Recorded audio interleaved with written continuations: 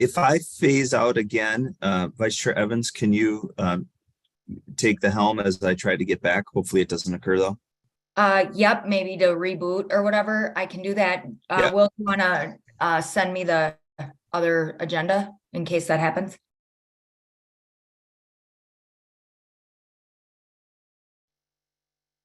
Uh-oh. Did it happen again? Yeah, I just asked the question and I didn't hear anything either. Will, do you want to send me the other agenda in case that happens? Yes, Ms. Evans. Okay. There we go. Yeah, mine just froze up too.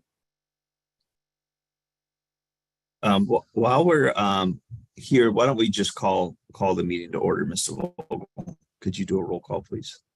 Certainly, Mr. Chair. Ms. Basham. Ms. Basham. Senator Champion. Senator Champion. Ms. Dawson. Present. Mr. Esme. Present.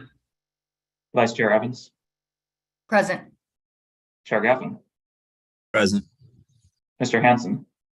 Present. Ms. Huntley. Good morning, present. Good morning. Mr. Urban. Present. Ms. Kaser. Present. Mr. Kammer. Present. Lieutenant Knotts. Lieutenant Knotts. Judge Kulik.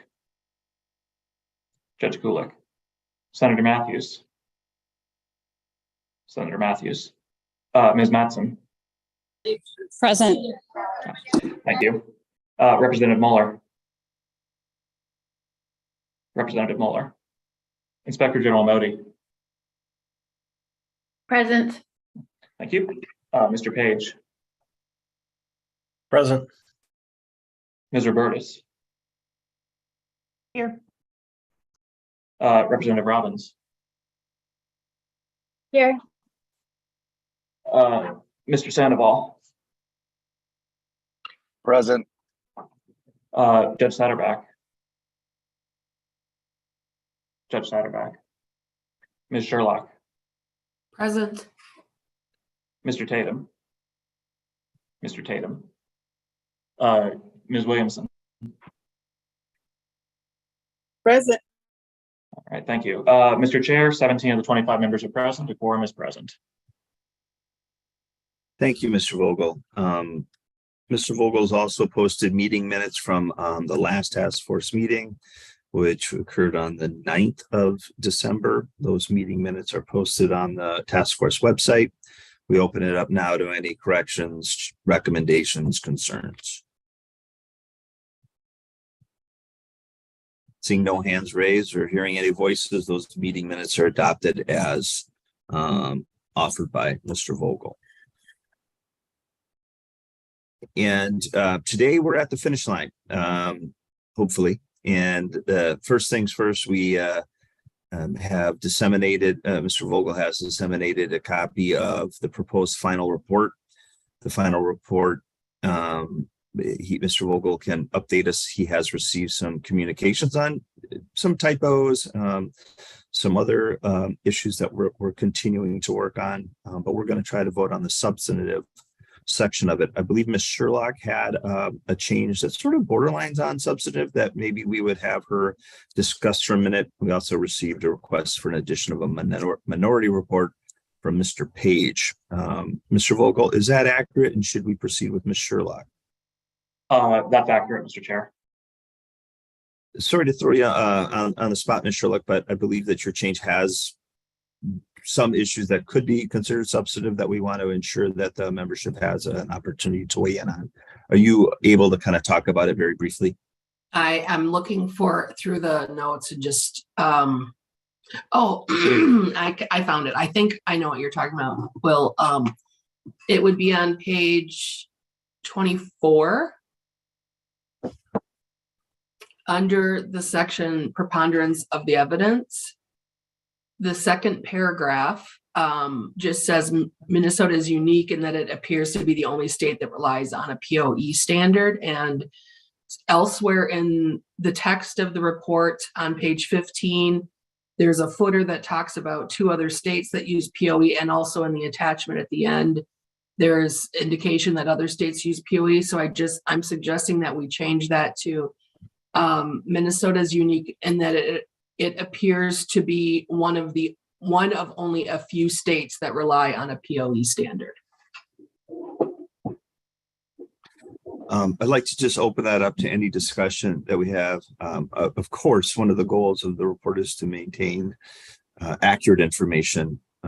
This isn't so much a recommendation as just a clarification of a factual issue. Does anybody have any concerns regarding Ms. Sherlock's proposed change?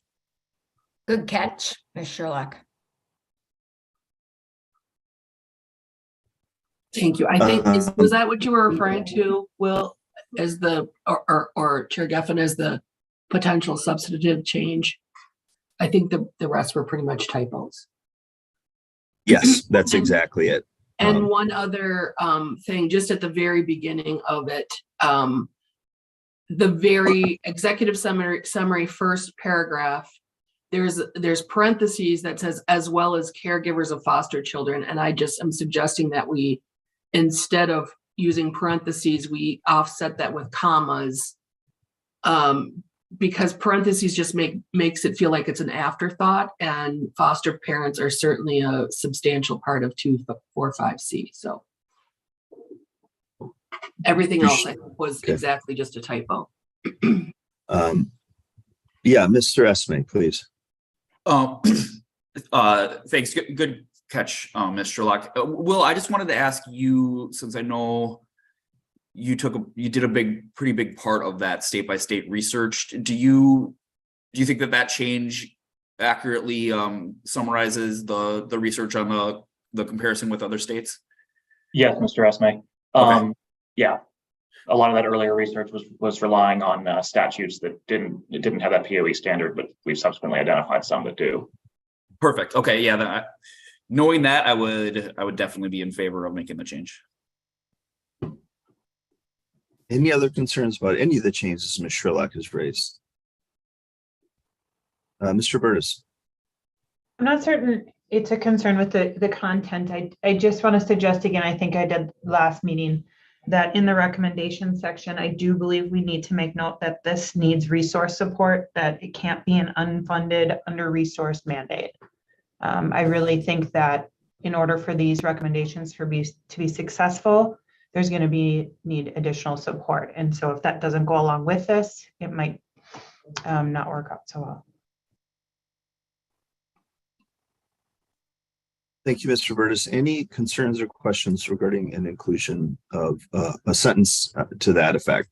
And I think what we're going to do here is use some of these recommendations, and then what we're going to vote on is going to be including those recommendations.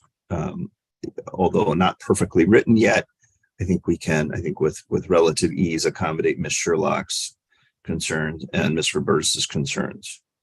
I see Ms. Evans' hand is up. Yes, Vice Chair.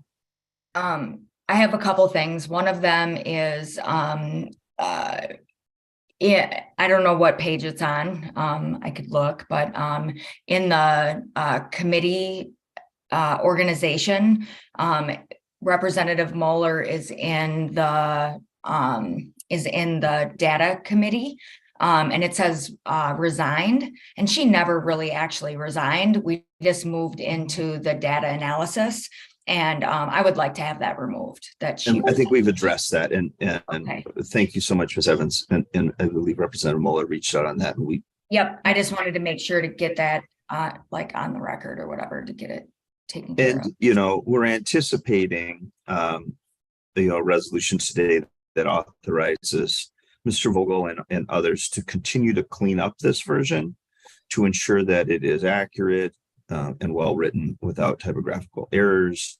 Yeah. So then my next question is, isn't it due today? And is there something we need to do to ask for more time if we need it, or are we going to get it in by midnight, or? We're getting it in. Okay, perfect. That was all I had. Thank you. Okay. And thank you, Will. I do Yes. that. Here. So much. I don't. Very recently we did receive a request for an addition of a minority report from Mr. Page. Mr. Page, you want to give us a quick version of that? And while you're doing that, Mr. Vogel, could you share screen and include that document? Thank you, Mr. Chair. I'm happy to share the reason that I wrote what is just a one-page report. It's nothing new. It's something that I had raised in our committees and with the larger group. And it deals with the date from which the disqualification period should begin, which is on the recommendation in the report is on page 23. The recommendation is that it should begin at the time of the offense.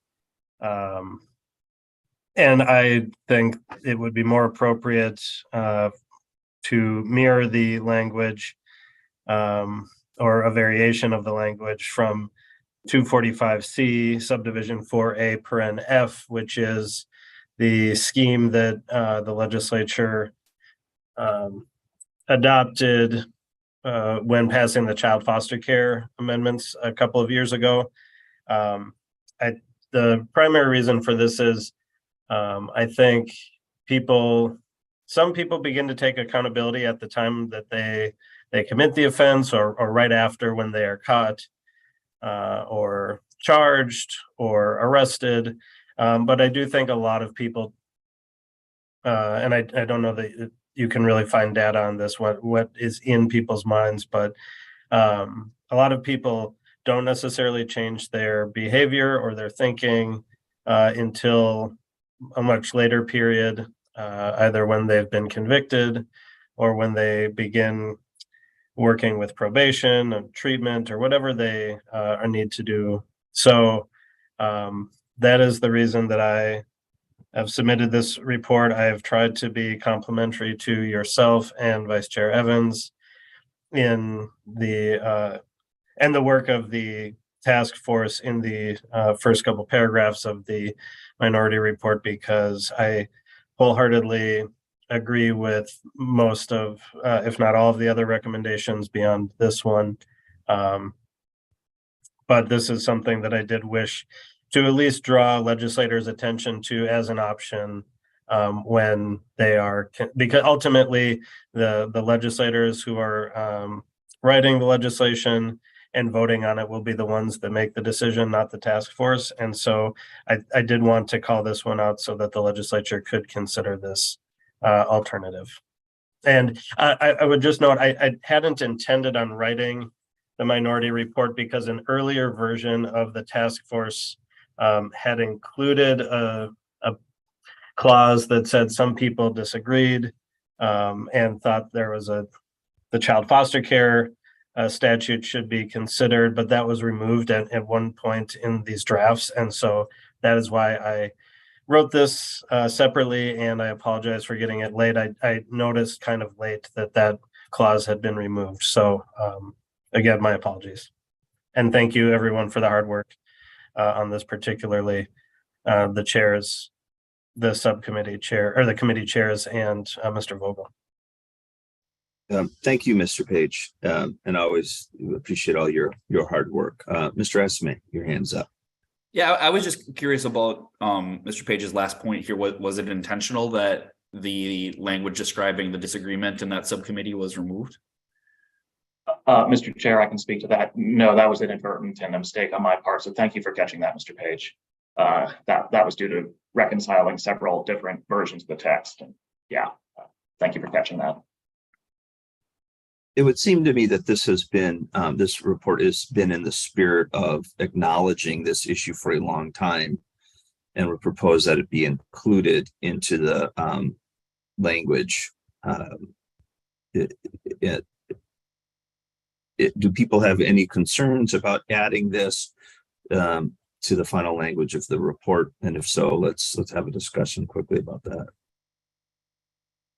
Mr. Chair, I would be comfortable if you, regardless of where this is included, if you included it in the report, then I would vote for the report in its entirety. Whether it's an addendum, or if you want to put this language in that recommendation section, either way. If you do want to put it back into the recommendation section, I can pare it down this morning to just I can remove the complimentary language about yourself and the vice chair. Oh, no, let's keep that in. Come on, Max. This is going to the top. No, I think that makes sense. Ms. Dawson, please. No, I was just going to support that. And I think going back to your previous comment, the spirit I think has been wanting to encompass, we are a group with different viewpoints. And I think we all have different thoughts. We all have different experiences and we all have different opinions. And so I would definitely support including this alternative thought and this alternative recommendation and proposal. I think that's consistent with a different point, for example, where we added that the Department of Human Services supports a 3-tier structure. And so I think that is consistent with the overall content and the overall intent of the report. I agree as well. And maybe we can include that in our resolution for voting on this final version. Yes, Representative Robbins, please. Thank you, Mr. Chair, and thank you, Mr. Page, for bringing that point out. I have shared those concerns, and I also noted, sorry, I didn't, send it in writing, but the taking out those portions where the report discussed people's concerns in various sections, or that there were other opinions on the task force, is one of the main reasons I will be voting no. I share concerns about some of this work, but I'm certainly not aligned with all of these recommendations. And so I think just showing that balance of some of the discussion is helpful to the public as we look forward to future potential legislation. And I also want to thank everyone for their hard work, and particularly Mr. Vogel. You have done yeoman's work on this. And even though I'm voting no, it is no reflection on the quality of the work or how hard everyone has worked. I have substantive disagreements with some of the direction of this, but I certainly cannot say enough about how dedicated and hard you have worked on this, Mr. Vogel, and appreciate all your work and the work of the task force. Thank you. You're here. Mr. Vogel, what do you propose as next steps here to get a vote going? Mr. Chair, I believe from our conversations behind the scenes that some of the members, possibly Mr. Esme, plan to propose a resolution.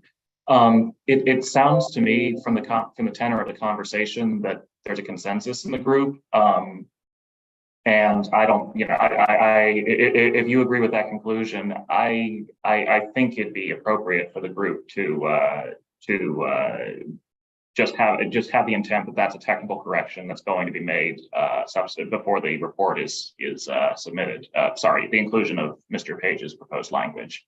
As for the justification of that, again, that was an error on my part in reconciling various versions of this text. So it in a sense is a technical correction. So sorry, that's a long-winded way of saying I don't think we need a formal vote on that.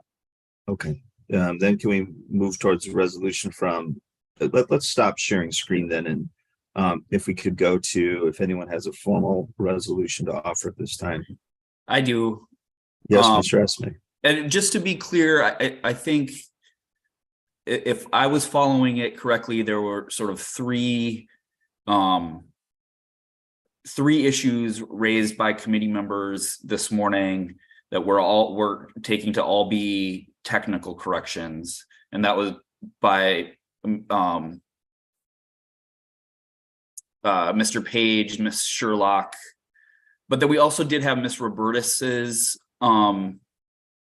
suggestion that I agree with, that we add language saying that the committee acknowledges that this needs to be a funded mandate. So as long as, can we agree that that would either also be a technical correction or be a substantive one that I would encompass into the motion that I'm about to make? Yes. Okay.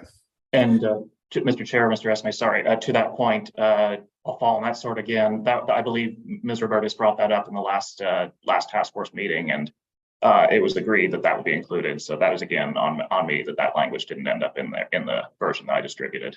And Great. If I could also jump in, some of our recommendations, especially in the process, specifically talk about there needs to be additional funding. So I agree with Ms. Robertus that it does need to be included as its own, or sort of an intro, if you will.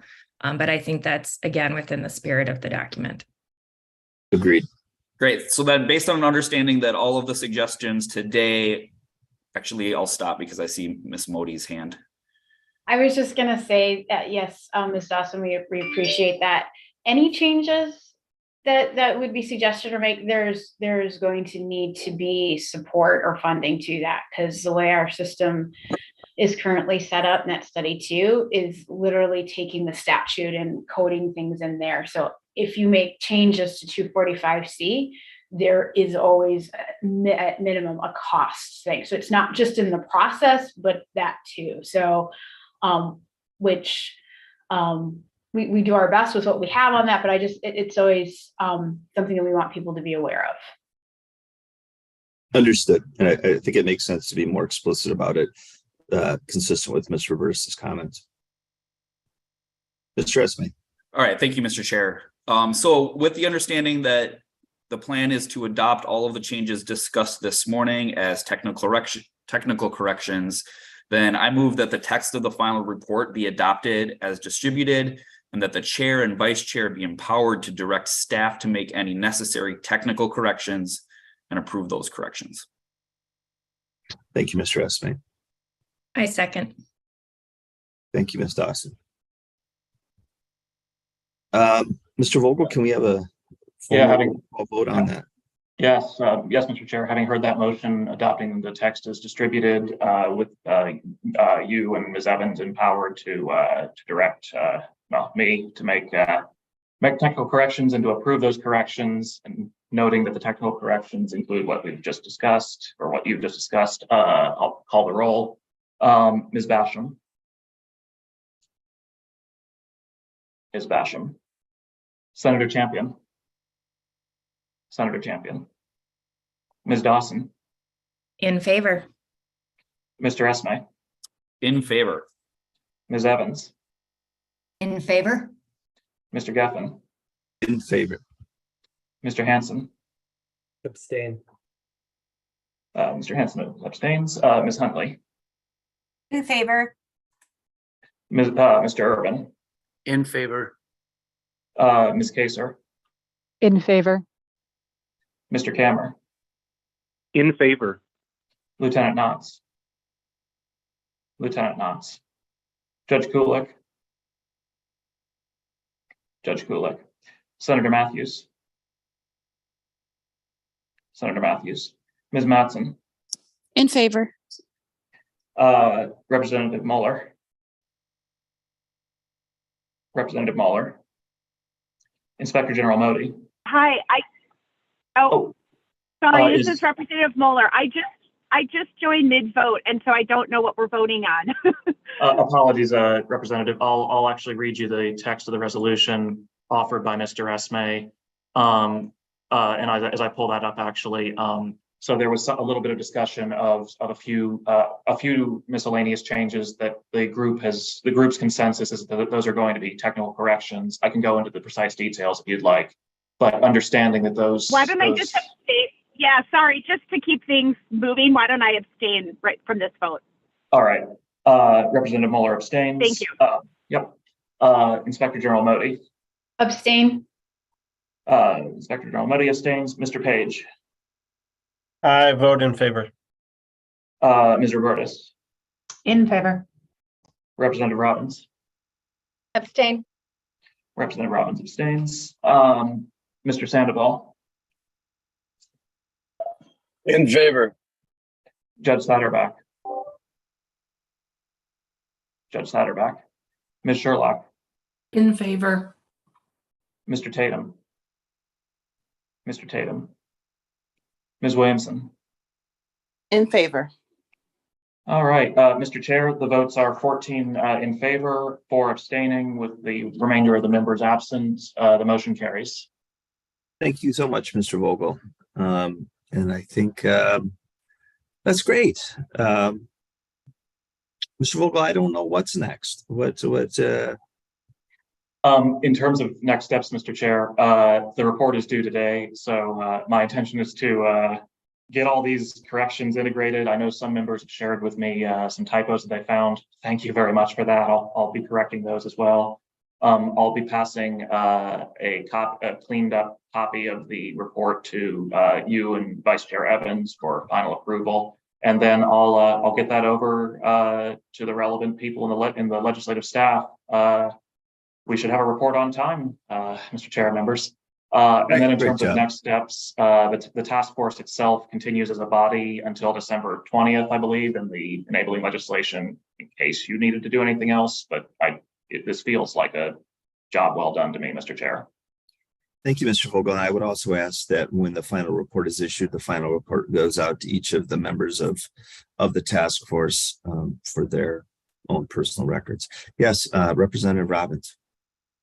I'm sorry, Mr. Chair and Mr. Vogel. I was under the impression we were doing the technical corrections vote and then doing a final vote. So if that was the final vote, I would like to change my vote to no. It was designed as a little bit of both. So I think, is it possible, Mr. Vogel, to change Representative Robbins' vote to a no? Since you're directing me, so yes, Mr. Chair and Representative Robbins, I'll change your vote to a no. Thank you. I apologize. I thought we were going to do two quick votes on separate things, so my apologies. I apologize for any confusion, Representative. So the vote then, Mr. Chair, is 14 in favor, 1 against, and 3 abstentions, with the remainder of the members absent. And I assume that it still carries. It does still carry, Mr. Chair. Okay. Thank you so much. And I'm going to try to give Mr. Vogel some time to finish this, and we can end now. As the chair, I just want to thank everybody for their time. It was an absolute honor to be a part of this group. Regardless of what happens or where this ends up, I feel like everybody worked very hard on trying to do what was right for both our vulnerable populations in the state and for individuals who want to work with vulnerable individuals who don't pose a risk of harm to them. I'm just proud of the work we did, and I just wanted to formally say thanks to everybody. Anybody else? I feel like we're all breaking up. We should have a reunion next year. Any last questions, concerns that anybody has before we sign off? John, I just would like to thank everybody for being part of this. Like, I get calls every week from folks that are working on these set asides and that want to give back to the industries and that have like helped them and healed them and helped their families. I just got a call this week from somebody that didn't get their set aside, and like the reason why seems interesting, I'll just say. And so thank you guys for this work. Like, it matters to people, it matters to families, and like upward mobility for folks that are coming out of treatment. And so like I can't thank you enough. Like, people do recover from addiction, and like this work that we did here today is going to make that work easier, and get them into jobs that are going to help families and help generations of families. And so I just want to let you guys know, like, this mattered, and that I appreciate every one of you for being here for the long haul. So I appreciate you. We appreciate you, Vice Chair Evans. You've been a guiding force in this, and appreciate all of your work. Yes, Mr. Page. Thank you, Mr. Chair, and thanks to the leadership of everyone. As I mentioned, if you do need assistance during the legislative session, meeting with legislators to explain why we came to certain conclusions, or if you want us to assist in any way, feel free to reach out, at least to me. I'm sure many of the others feel the same way and would be willing to discuss this with legislators. And I second that. It's been a pleasure to work with all of you, and I have to run to court. So it's been great. Thank you. All right. Thanks, everybody. I wish everyone the best. Hopefully we'll see you all soon. Have a good day.